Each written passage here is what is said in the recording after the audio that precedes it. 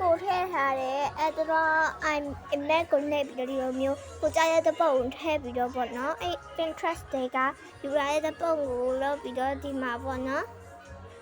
အဲဒီမှာ background နဲ့အနောက်ကရှေ့အနောက်ကအစိမ်းရ background နဲ့ပြောက်သွားပြီပေါ့နော်အဲ့ဒါဆိုရင်တော့ကျွန်မ download ဆိုတာလေးနှိပ်ပြလိုက်ပါဒီမှာ free နဲ့ပဲယူပါမယ်နော်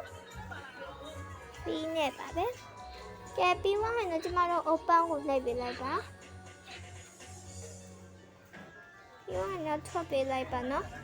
ပြီးသွားရင်ကျမတို့သုံးနေကြ AZ screen ထဲဝင်ပေးမယ်ပေါ့နော် AZ screen ထဲဝင်ပြီးသွားမှာပေါ့နော်စတင်ပုံစံလေးပေါ့နော်အထဲဝင်ပေးလိုက်ပါပြီးပြီးရင်ပေါ့နော်ဒီမှာပေါ့နော်လေးနည်းနည်းဆွဲတင်ပေးလိုက်ပေါ့ဒီမှာပေါ့နော် touch and logo ဆွဲဟာပြပါမယ်ပြီးမှဒီမှာဒီ show logo ဖွင့်ထားမှရမယ်ပေါ့နော် show logo ဒီဟာတစ်ခါမှမသုံးဘူးတဲ့လူဆိုရင် show logo ဖွင့်ထားပေးပါပြီးမှ ms ဆွဲဟာနှိပ်ပေးပါပြီးမှကိုထောင်းလောက်ထားတဲ့ဟာတစ်ခုနှိပ်လိုက်ပါ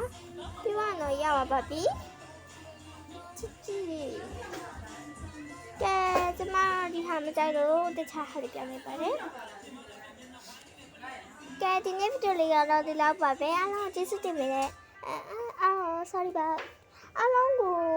ကြည့်ရှုပေးတဲ့အတွက်ကျေးဇူးတင်ပါတယ် bye bye